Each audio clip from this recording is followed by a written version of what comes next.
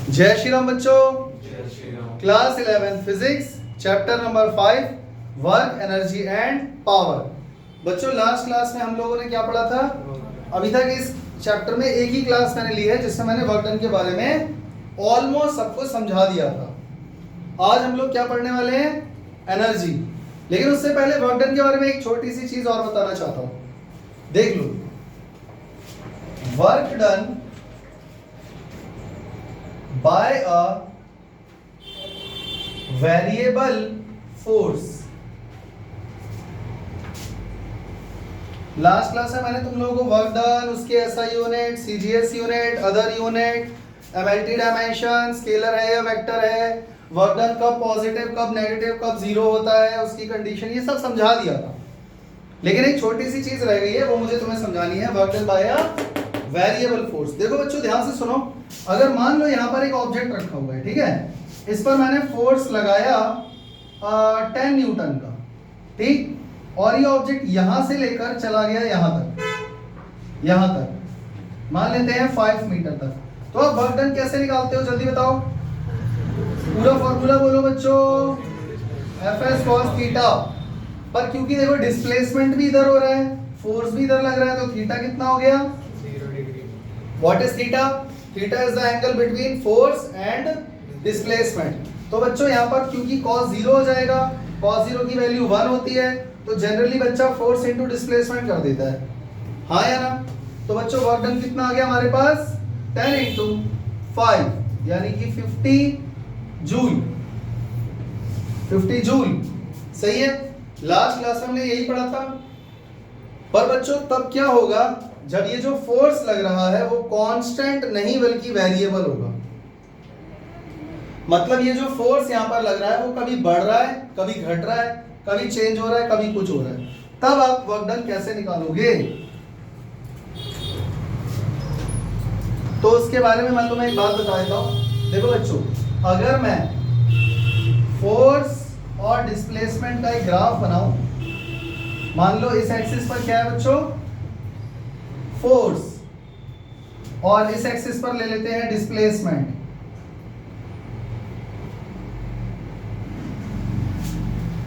समझ में आ रहा है? ये एक्स एक्सिस हो गया और ये हो गया वाई एक्सिस।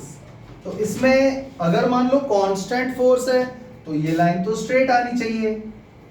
फोर्स कांस्टेंट का मतलब क्या होता है? फोर्स की वैल्यू फिक्स है, जो भी है, 1 2 3 4 5 6 7 8 9 10, मान लो 8 न्यूटन है, तो 8 न्यूटन मतलब ये कांस्टेंट हो गया ना फिर तो फोर्स। पर हम जो पढ़ रहे हैं उसमें फोर्स कैसा है बच्चों आज? वेरिएबल। तो अगर फोर्स वेरिएबल लग रहा है तो बच्चों एक बार इमेजिन करो, इसको फील करो। अगर आप किसी ऑब्जेक्ट पर फोर्स लगा रहे हो, देखो डिस्प्लेसमेंट तो पॉजिटिव ही होगा, यानी वो ऑब्जेक्ट जाएगा तो आगे ही, यानी डिस्प्लेसमेंट तो बढ़ेगा ही बढ़ेगा, नो डाउट। लेकिन फोर्स बढ़ भी सकता है, घट भी सकता है। तो बच्चों इमेजिन करो, अगर डिस्प्लेसमेंट, अगर हम किसी ऑब्जेक्ट पर फोर्स लगा रहे हैं, चाहे वो कांस्टेंट हो चाहे वो वेरिएबल हो, ऑब्जेक्ट तो आगे ही जाएगा, यानी डिस्प्लेसमेंट तो इधर ही होगा।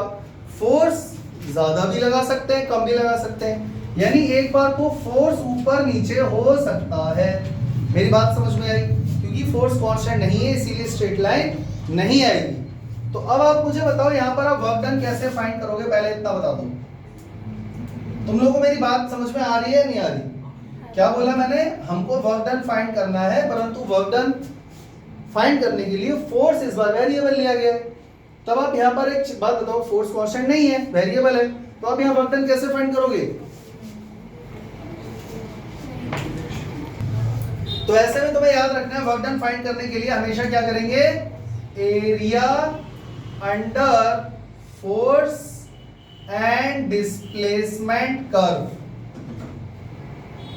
को फाइंड कर लेंगे। अगर मैं फोर्स और डिस्प्लेसमेंट के अंडर, ये जो कर्व आया है इसके अंडर का एरिया पूरा फाइंड कर लूं तो मेरे पास क्या आ जाएगा बच्चों? Work done. समझ में आ गया? तो बच्चों इसको एक जैसे मान लेते हैं, डिस्प्लेसमेंट किसी ने बोला x1 से लेकर x2 तक के बीच का आपको फाइंड करना है वर्क डन, यानी यहां से लेकर यहां तक का। आगे पता नहीं देखो ग्राफ कहां जा रहा है, हमें क्या पता, लेकिन मुझे किसी ने बोला कि आपको सिर्फ यहां से यहां तक का वर्क डन फाइंड करना है। यानी ऑब्जेक्ट 2 मीटर से 8 मीटर तक चला गया, समझ रहे हो ना x1 x2, इसका बस वहीं तक का आपको वर्क डन निकालना है। तो ये मैं पूरा शेड करके दिखाऊं या तुम लोग समझ गए? समझ गए ना? इस पूरे का आपको एरिया निकाल देना है, आपके पास आंसर आ जाएगा। तो इसमें आपको क्या रखना है, जब भी वेरिएबल फोर्स होगा तो area under F S curve का जो भी एरिया होगा वो आपका वर्क डन आ जाएगा। क्लियर हो गया? एक छोटा सा एग्जांपल लेते हैं बच्चों। ये जो कर्व है ये कोई फंक्शन होगा एफ एक्स, इस कर्व की कुछ भी वैल्यू हो सकती है। इसी का हम क्या कर देंगे, इंटीग्रेशन। देखो जैसे कि मान के चलो बुक वगैरह में ये चीजें कैसे समझाई होती हैं। देखो ये पूरा एरिया हम लोग एक बार में फाइंड नहीं कर सकते क्योंकि ना तो ये रेक्टेंगल है, ना ही स्क्वायर है, ना ट्रेपेजियम है। तो हम यहाँ पर एक छोटा सा पतला सा रेक्टेंगल लेंगे। समझ में आ गया? हमने क्या करा, एक छोटा सा छोटी सी स्ट्रिप काट ली। बच्चों क्या ये तुम्हें रेक्टेंगल नजर आ रहा है? परफेक्ट। हाँ, तो इसका अगर मान लो मैं इसका एरिया निकाल दूं, अगर मैं इस छोटे से रेक्टेंगल का एरिया निकाल दूं तो मेरे पास क्या आएगा? क्या मेरे पास टोटल वर्क डन आ जाएगा या छोटा सा वर्क डन आएगा? छोटा सा वर्क डन आएगा। तो dw this will be equal to force multiply by छोटा सा डिस्प्लेसमेंट। इसकी थिकनेस कितनी है यहां से यहां तक? ds। समझ में आ गया? लेकिन जब भी हम किसी चीज को इंटीग्रेट कर देते हैं, छोटी सी चीज को इंटीग्रेट कर देते हैं तो होल अमाउंट आ जाता है। तो अगर मैं टोटल वर्क डन फाइंड करना चाहता हूं तो मैं क्या करूंगा? इंटीग्रेट कर दूंगा बोथ साइड्स। तो जब मैं इधर इंटीग्रेट करूंगा तो मेरे पास टोटल वर्क डन नहीं आ जाएगा, तो मुझे इधर भी इंटीग्रेट करना पड़ेगा f into ds को। बोलो हाँ। अब फोर्स तो बाहर आ जाएगा। इंटीग्रेशन ds का होगा कहां से लेकर? x1 से लेकर x2 तक। तो यहां से आपका आंसर आ जाएगा। समझ में आ गया?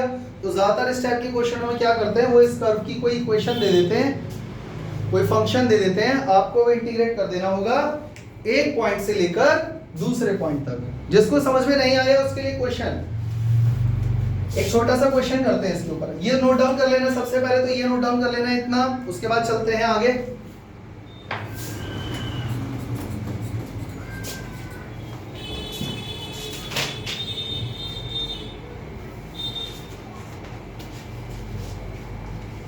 हाँ, एक क्वेश्चन दिया हुआ है, अ फोर्स, यही चीज समझाने के लिए ना एक एग्जांपल उठाया मैंने। A force Fx is equal to दिया हुआ है 3x square plus 2x minus 5। 3x square plus 2x minus 5 newton displaces a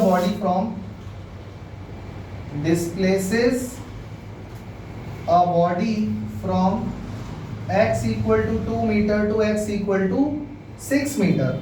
क्या दिया हुआ उसने? F4 दिया हुआ है। चलो कोई बात नहीं, हम इसको 6 कर देते हैं। Find the total work done. Find क्या करना है? The work done. देखो आज ये टॉपिक मैं तुम्हें क्यों समझा रहा हूं, फिर से सुन लो। आप लोगों को आदत पड़ चुकी है फोर्स इनटू डिस्प्लेसमेंट करने की। अगर आपसे कोई कहेगा वर्क डन निकालो तो आप फोर्स इनटू डिस्प्लेसमेंट ही करोगे, इसके अलावा आपको कुछ आता ही नहीं है। अब आपको फोर्स की कोई एक कांस्टेंट वैल्यू चाहिए, एक डिस्प्लेसमेंट की वैल्यू चाहिए, और बस आप मल्टीप्लाई कर देते हो और cos थीटा पुट कर देते हो। लेकिन अगर फोर्स ऐसा आ गया तब आप करोगे क्या? इस क्वेश्चन को आप कैसे करते हो? उस केस में नहीं कर पाओगे ना, इसीलिए मैंने तुमको आज वाला कॉन्सेप्ट समझाया है। अब आप चेक करो, ये फोर्स की वैल्यू कोई कांस्टेंट नहीं है, 10 न्यूटन 50 न्यूटन ऐसा नहीं है, बल्कि एक वेरिएबल है जो x के टर्म्स में है। हाँ या ना? तो आप उस केस में टोटल वर्क डन फाइंड करने के लिए इस fx का इंटीग्रेशन कर दोगे। कहां से कहां तक? 2 से लेकर 4 तक। कितने बच्चों को इंटीग्रेशन नहीं आता है? अगर किसी बच्चे को, किसी विद्यार्थी को इंटीग्रेशन नहीं आता है तो मेरे YouTube चैनल पे जाकर मैथमेटिकल टूल्स में जाकर इंटीग्रेशन डिटेल में सीख सकते हो। समझ गए? क्योंकि अभी अलग से इंटीग्रेशन समझाऊंगा, बहुत टाइम वेस्ट हो जाएगा।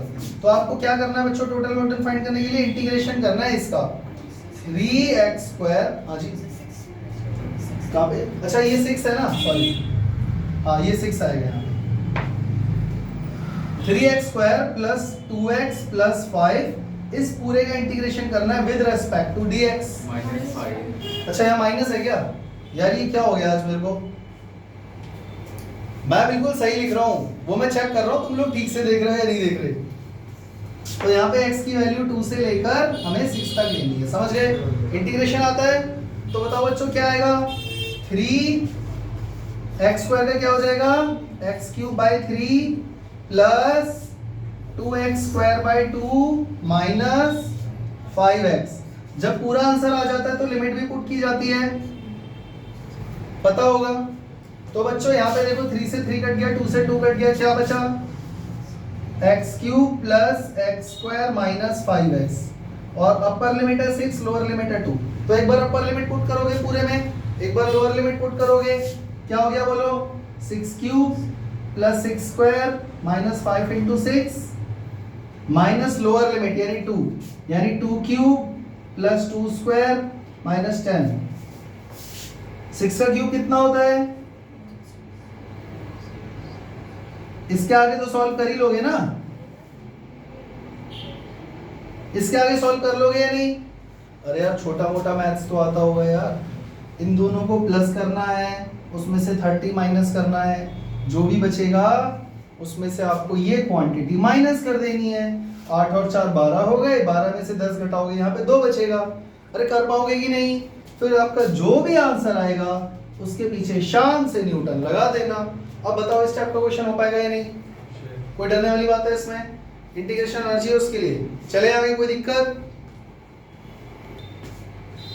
चलते हैं बच्चे अपने आज के टॉपिक पे जिसका नाम है एनर्जी। कोई मुझे बताएगा बच्चों एनर्जी होता क्या है।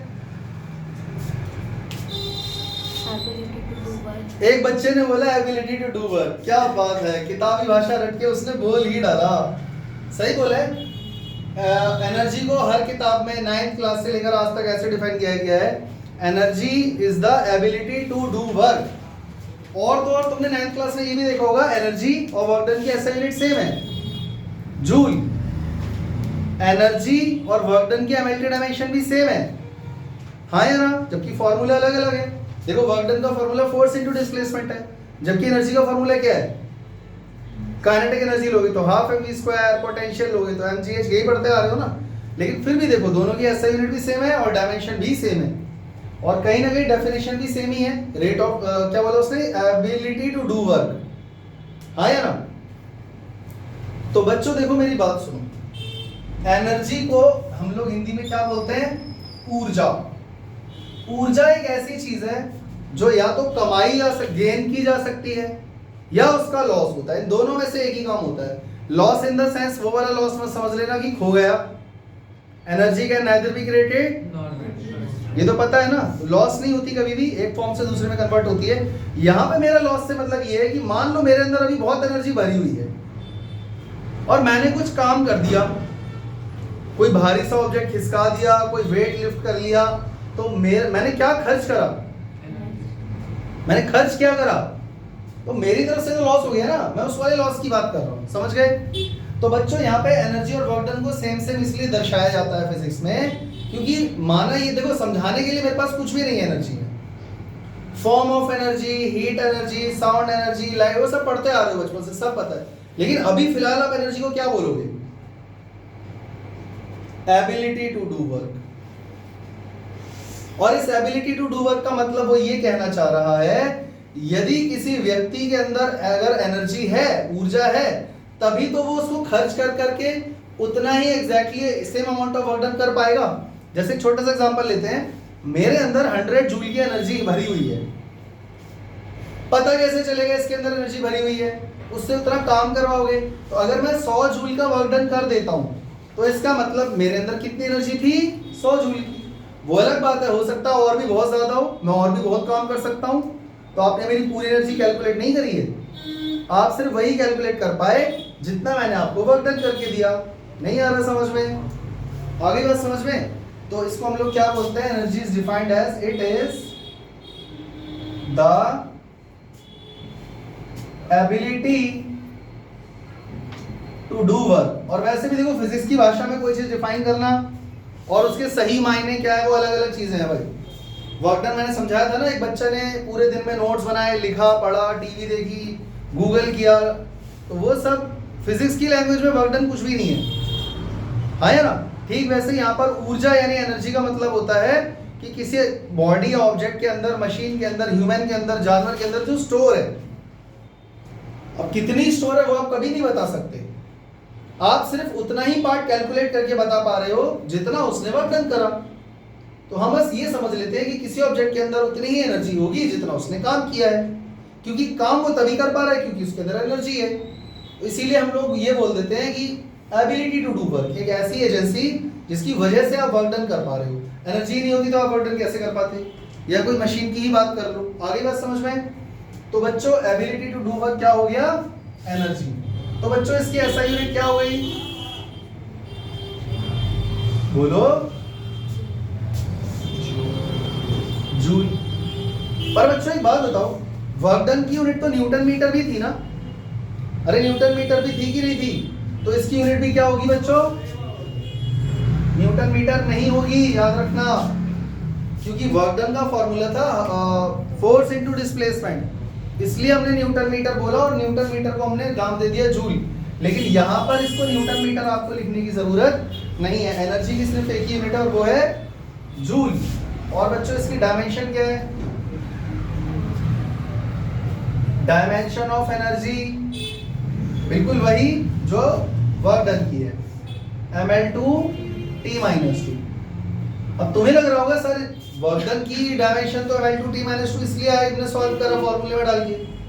यहाँ तो आपने कोई फॉर्मूला नहीं लिखा, आपने बस कॉपी पेस्ट मार दिया वर्क डन का। ये आया कहाँ से?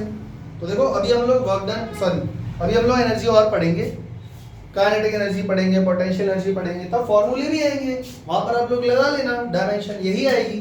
समझ में आ गया? अच्छा, एनर्जी स्केलर क्वांटिटी है कि वेक्टर? बोलो, बोलते नहीं हो यार तुम लोग। जब वर्क डन स्केलर क्वांटिटी है तो एनर्जी भी स्केलर ही हुई ना। मान लो किसी मशीन, ऑब्जेक्ट या इंसान या जानवर के अंदर जो एनर्जी भरी हुई है, तो आप कैसे बताओगे उसको? 100,000 joule of energy present inside this machine in the east, ऐसे बोलोगे? तो डायरेक्शन की रिक्वायरमेंट नहीं है, इसीलिए ये एक स्केलर क्वांटिटी है। समझ में आ गया बच्चों? अच्छा, इसकी सीजीएस यूनिट क्या है बच्चों? सीजीएस यूनिट ERGS, और मैंने तुम्हें कई बार बताया 1 joule is equal to 10 power 7 arts.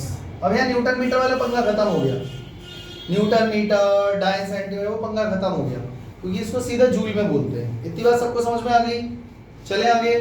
अच्छा, बहुत सारी बच्चों फॉर्म ऑफ एनर्जी भी होती हैं, forms of energy, there are so many forms of energy. पता है तुम लोगों को कुछ? बताइए। मैकेनिकल एनर्जी, ये लो मैकेनिकल एनर्जी, और heat energy, light energy, sound energy. ये तो वही चैप्टरों के नाम है ना जो तुमने पढ़े हैं 9th 10th में। वो इसी के दो फॉर्म है, मैकेनिकल एनर्जी के ही वो दो टाइप है। ग्रेविटेशन तो फोर्स होता है, एनर्जी नहीं है। ग्रेविटेशन पोटेंशियल एनर्जी होती है, बट वो पोटेंशियल में आ जाएगी, पोटेंशियल इसका टाइप है। Thermal energy, radioactive rays होती है। और बताओ बच्चों, है न्यूक्लियर एनर्जी, विंड, हाँ विंड एनर्जी होती है। न्यूक्लियर एनर्जी हो सकती है। हाँ बिल्कुल, सोलर एनर्जी, हाँ बिल्कुल सही है। सोलर वैसे हीट के अंदर आ जाएगी, बट फिर भी तुम्हारी खुशी के लिए बच्चों लिख दिया। और बताओ। हाइड्रो एनर्जी,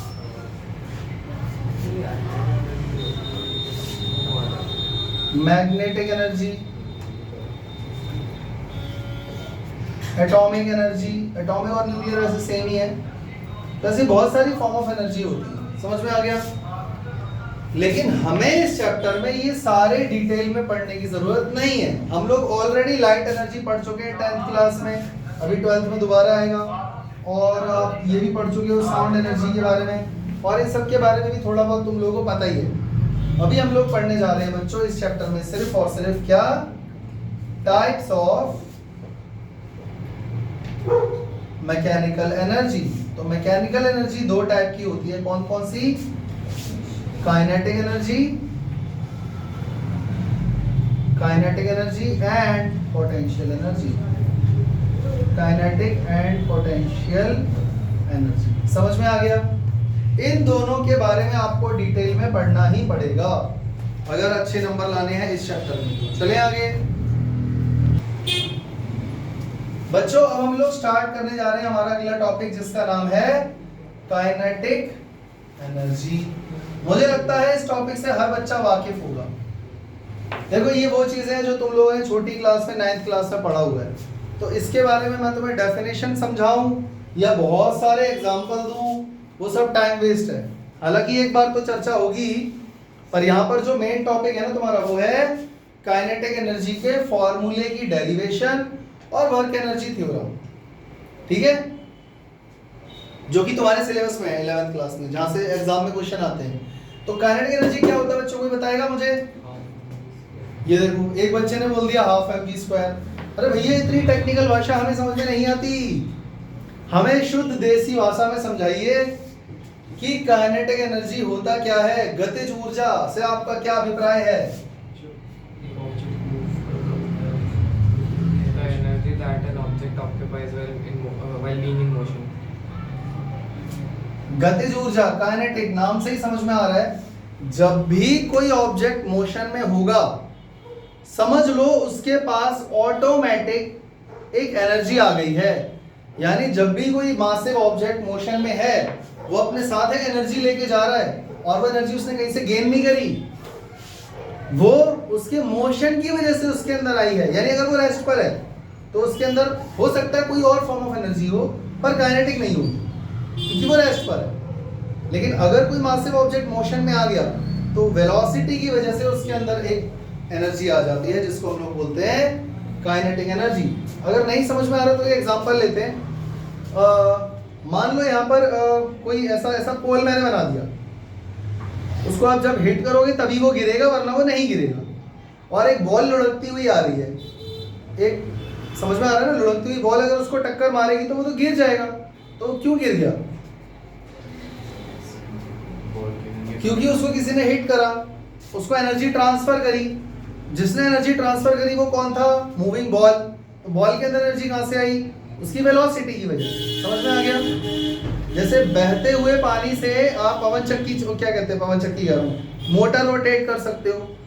उसमें व्हील्स, ब्लेड्स लगे होते हैं ना, व्हील के ऊपर ब्लेड्स लगे होते हैं। पानी में रख दो, पानी बहता हुआ जा रहा है तो उस व्हील को रोटेट करेगा, उससे बिजली बनाते हैं। हाँ या ना? तो ये सारी चीजें क्या बता रही है कि जब भी ऑब्जेक्ट मोशन में होगा तो उस मोशन की वजह से उसके अंदर जो एनर्जी आई है उसको बोला जाता है kinetic energy. What is kinetic energy?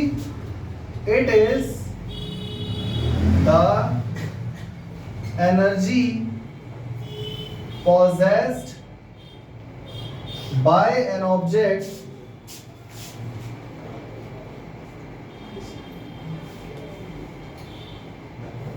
by virtue of its motion, by virtue of its motion is called kinetic energy। किसी बच्चों को कोई दिक्कत समझ में आ गया? क्या मुझे इसमें एग्जाम्पल भी देने पड़ेंगे बच्चों? एग्जाम्पल भी देने पड़ेंगे। जैसे बहती हुई हवा, क्या उसमें एनर्जी है? तभी तो विंडमिल घूम रहा है।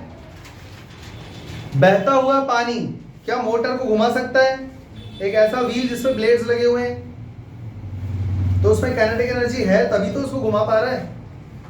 क्या कोई मूविंग बॉल या स्टोन आ रहा है, क्या वो बहुत सारा डिस्ट्रक्शन करता हुआ जा सकता है? हाँ, क्योंकि उसके अंदर कौन सी एनर्जी है? Kinetic energy. समझ में आ गया? अच्छा मान लो यहाँ पर मैंने कील लगाई और हथौड़े से इसको मारा और ये अंदर चली गई, तो यहाँ भी तो काइनेटिक एनर्जी थी हथौड़े की। हथौड़ा अगर रखा हुआ है तो उसमें कोई एनर्जी नहीं है, लेकिन जब वो मोशन में आया तो उसके अंदर एनर्जी थी जो ट्रांसफर हो गई इसके अंदर। बात समझ में आ रही है? तो क्या मुझे एग्जाम्पल बताने पड़ेंगे या समझ गए? समझ गए? तो मुझे बस जल्दी से फॉर्मूला बता दो काइनेटिक एनर्जी का। काइनेटिक एनर्जी का फॉर्मूला क्या होता है बच्चों? हाफ mv², जहां पर m क्या है बच्चों? where m is the mass of that object and what is v? Velocity of the moving object.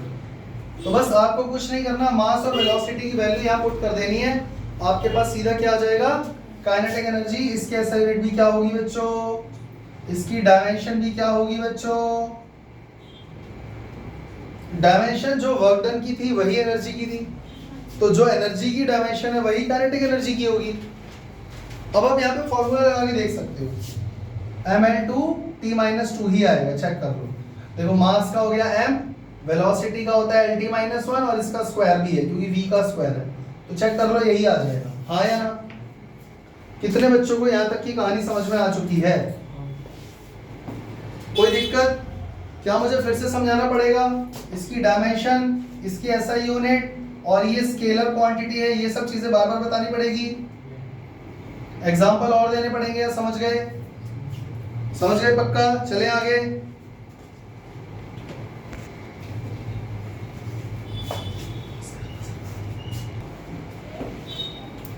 अभी अभी मैंने तुम्हारे सामने काइनेटिक एनर्जी का एक फॉर्मूला लिखा था, हाफ mv², लेकिन वो आया कहां से? अब हम वही पढ़ने जा रहे हैं, expression for kinetic energy. Kinetic energy के लिए हम लोग क्या फाइंड करने जा रहे हैं? छोटी सी डेरिवेशन। तो जरा समझते हैं कि हाफ mv² आया कहां से।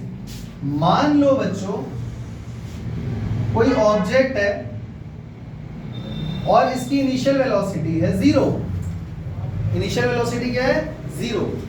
मैंने इस पर एक कांस्टेंट फोर्स लगाया F, जिसकी वजह से क्या ही मोशन में आएगा? और जल्दी बोलो, और क्या ये एक्सेलरेटेड मोशन में आएगा? भाई फोर्स लगेगा तो एक्सेलरेशन तो आएगा ही ना, और ये मोशन में आ गया, यानी अब ये लुढ़क रहा है ऐसे, और इस समय इसकी वेलोसिटी, फाइनल वेलोसिटी क्या है बच्चों? v, और फोर्स इस पर लगातार क्या लगता जा रहा है? अभी भी लग ही रहा है F, और इसने यहां से यहां तक कितना डिस्प्लेसमेंट कवर करा बच्चों?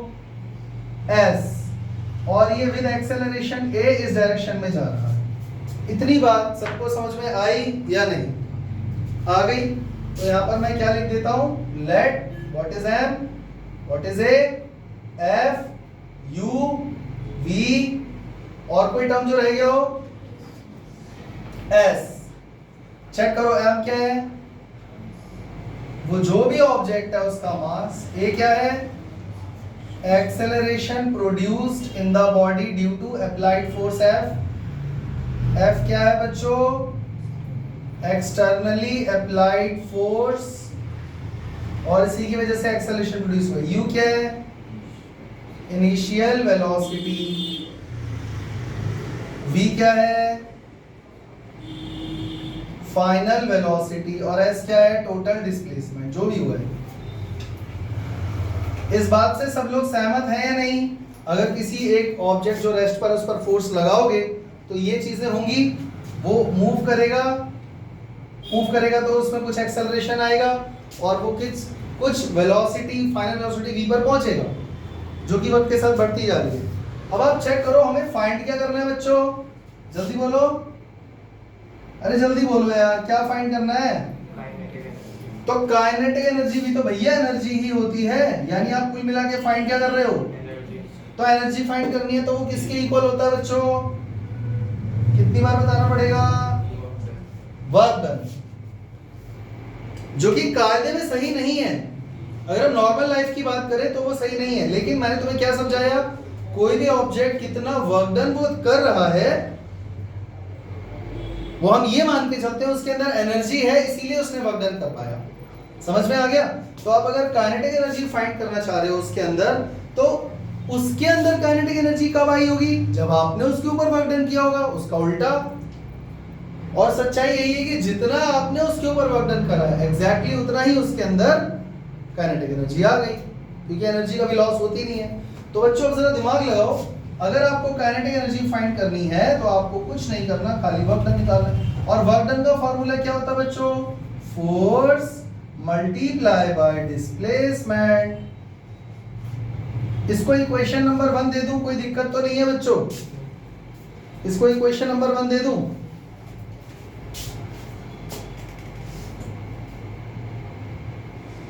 ठीक है,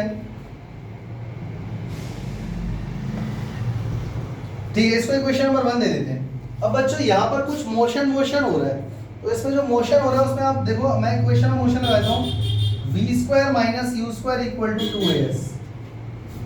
कुछ समझ में आया? आप एक बात बताओ, इस पूरे फिगर में u है, v है, a है, डिस्प्लेसमेंट s है, हाँ या ना? तो ऐसी कोई आपके पास इक्वेशन है जिसमें ये सारी चीजें कवर हो जाए, रिलेट हो जाए? ये रही v² minus u² equal to 2as। तो बच्चों चेक करो, फाइनल वेलोसिटी v है, इनिशियल वेलोसिटी 0 थी, 2 multiply by acceleration a, displacement s। ठीक है, अब आप चेक करो यहाँ से एक्सेलरेशन की वैल्यू क्या आ गई?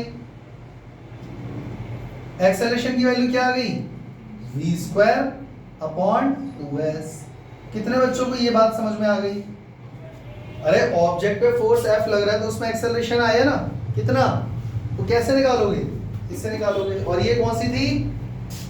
सेकंड इक्वेशन ऑफ मोशन, या पहली इक्वेशन ऑफ मोशन में लिख दोगे तो चल जाएगा, कोई दिक्कत। अब ये एक ही वैल्यू उठा के आपको कहाँ पुट करनी है? फर्स्ट इक्वेशन में। पुट वैल्यू ऑफ ए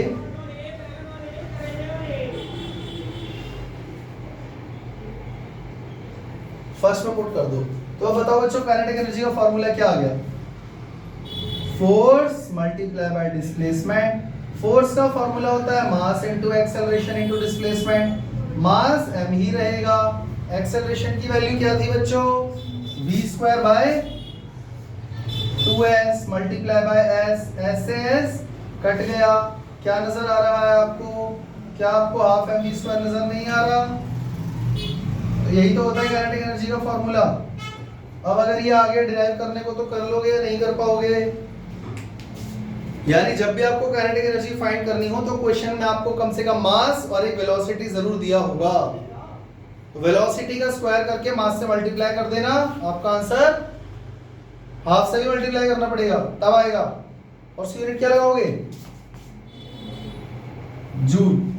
कोई दिक्कत? न्यूटन मीटर मत लगा देना, आंसर सही होते हुए भी गलत हो जाएगा।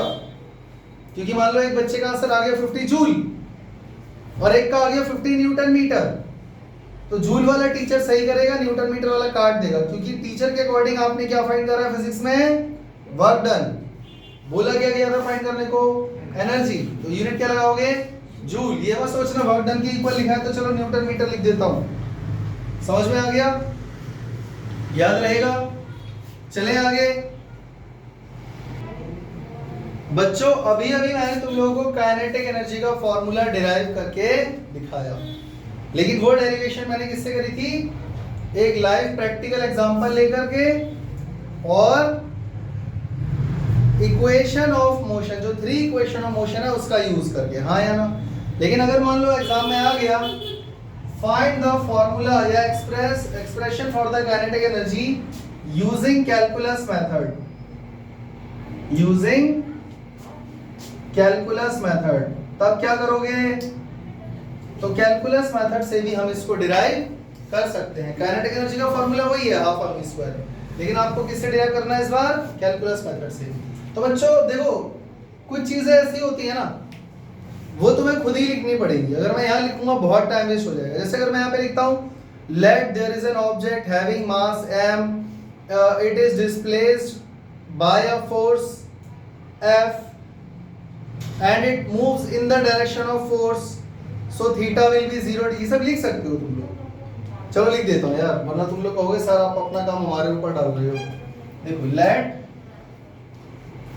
there is an object of mass m and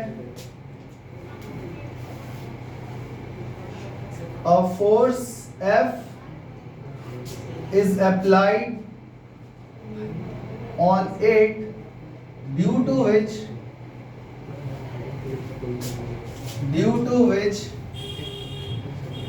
it moves in the direction of force,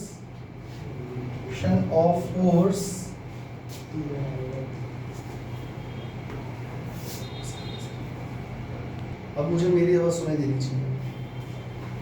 It moves in the direction of force, तो बच्चों थीटा कितना हो जाएगा 0 डिग्री। क्योंकि दिमाग लगाओ फोर्स भी इधर ही लग रहा है और डिस्प्लेसमेंट भी इधर ही हो रहा है, तो थीटा तो 0 हो गया ना भैया। समझ में आ गया। तो अब आप ये दिमाग लगाओ कि आप काइनेटिक एनर्जी कैसे फाइंड करोगे। देखो फिर से वही सारी चीजें लिखूं। m इज मास, जैसे m क्या है मास ऑफ ऑब्जेक्ट, u क्या है इनिशियल वेलोसिटी, और इनिशियल वेलोसिटी हम यहां पर भी 0 ही ले रहे हैं, ठीक है। v क्या है बच्चों फाइनल वेलोसिटी, और ये m है mass of object. Again f क्या है एक्सटर्नली अप्लाइड फोर्स, ठीक है। क्या बचा a acceleration produce inside the body. मेरे ख्याल से इतना काफी है। तो बच्चों जरा चेक करो, अगर आपको काइनेटिक एनर्जी फाइंड करनी है तो आपको टोटल वर्क डन फाइंड करना पड़ेगा। बोलो हाँ। तो जब टोटल वर्क डन आ जाएगा यहाँ पुट कर देंगे फर्स्ट इक्वेशन में और वो हमारी काइनेटिक एनर्जी होगी। सही है। तो एक बात बताओ, टोटल वर्क डन कब आएगा? हम टोटल वर्क डन इकट्ठा एक बार में फाइंड कर ही नहीं सकते, तो हम छोटा सा वर्क डन dw फाइंड कर सकते हैं। उसके लिए मुझे फोर्स इनटू ds करना पड़ेगा, और असली फॉर्मूला होता है F dot ds cos theta. सही है। अब आप इसमें थीटा की वैल्यू क्या डालोगे 0 डिग्री डाल दो, तो dw कितना आ गया F into ds into cos 0 degree, cos 0 1 होता है। क्लियर हो गया बच्चों। dw इज इक्वल टू कितना हो गया F इंटू ds। बच्चों क्या तुम्हें पता है F इक्वल टू ma होता है, मास इनटू एक्सेलरेशन। और क्या तुम्हें पता है एक्सेलरेशन का फॉर्मूला dv बाई dt होता है। अरे एक्सेलरेशन भूल गए क्या? Chapter 3 rate of change of velocity he acceleration होता है, भूल गए? और ds बाई dt क्या होता था बताना जरा? Rate of change of displacement क्या होता है? वेलोसिटी। हाँ या ना? तो बच्चों ये सारे टर्म्स आपस में क्या मल्टीप्लाई में ही तो हैं, हाँ या ना? तो मैंने ये सोचा कि dw क्यों ना dw इज इक्वल टू लिख दिया जाए m into dv into ds by dt। ये समझ में आया मैंने क्या करा? कुछ नहीं है, dt को ds के नीचे लिख दिया, इनटू में ही तो है, लिख सकते हैं। अब जल्दी बता दो ds बाई dt क्या होता है? वेलोसिटी। ये रहा तुम्हारे सामने, तो mv dv आ गया हमारे पास। पर बच्चों इससे जरा सोच के देखो, अगर मैं इसको सॉल्व कर भी दूं तो ये तो छोटा सा वर्क डन है, आपको टोटल वर्क डन फाइंड करना है। टोटल वर्क डन फाइंड करने के लिए क्या करोगे? इंटीग्रेट कर दोगे बोथ साइड्स। तो dw का जब इंटीग्रेशन होगा तो टोटल वर्क डन आ जाएगा, और इधर भी इंटीग्रेट करना पड़ेगा। मास तो कांस्टेंट है, बाहर आ गया। इंटीग्रेशन v का हो रहा है dv के रिस्पेक्ट में, कहां से कहां तक? u से v तक। समझ में आ गया? हाँ तो u की जगह 0 डालेंगे ना अभी। तो टोटल वर्क डन कितना हो गया? मास देखो v पावर 1 है यहाँ पे और dv के रिस्पेक्ट में ही कर रहे हैं, तो v स्क्वायर बाई 2 आ जाएगा। तो एक बार अपर लिमिट है v, लोअर लिमिट है 0, पुट कर दो m, एक बार आ जाएगा v स्क्वायर बाई 2, एक बार आ जाएगा 0 स्क्वायर बाई 2। तो चेक करो टोटल वर्क डन कितना आ गया? Half mv square. और बच्चों काइनेटिक एनर्जी भी फिर कितनी हो जाएगी? हाफ mv स्क्वायर, क्योंकि वो टोटल वर्क डन के इक्वल है। तो हमारे पास फॉर्मूला आ गया हाफ mv स्क्वायर। ये भी देखो, न्यूटन मीटर को ला ही क्यों रहे हो? हम न्यूटन मीटर को जूल भी तो कह सकते हैं, तो जूल ही रहने दो। अरे सर हम कल आ रहे हैं, आप ही बार बार बोल देते हो न्यूटन मीटर। अरे मैं तुम्हें समझा रहा हूँ। तो समझ में आ गया काइनेटिक एनर्जी का फॉर्मूला हाफ mv स्क्वायर होता है। आप दोनों तरीके से डिराइव कर सकते हो। एग्जाम में अगर कैलकुलस मेथड बोल दिया तो आपको यही करना पड़ेगा। अगर सिर्फ ये बोल दिया एक्सप्रेशन फॉर काइनेटिक एनर्जी, तो आप दोनों में से कोई सा मेथड लगा सकते हो। समझ में आ गया? इसके बाद बच्चों वर्क एनर्जी थ्योरम आती है। Work energy theorem for a constant force, work energy theorem for a variable force. समझ में आ गया? वो दोनों भी हम लोग पढ़ेंगे। तो वर्क एनर्जी थ्योरम हम लोग पढ़ेंगे नेक्स्ट क्लास में। तो मिलते हैं अगली क्लास में, तब तक के लिए जय हिंद, जय श्री राम। जय श्री राम।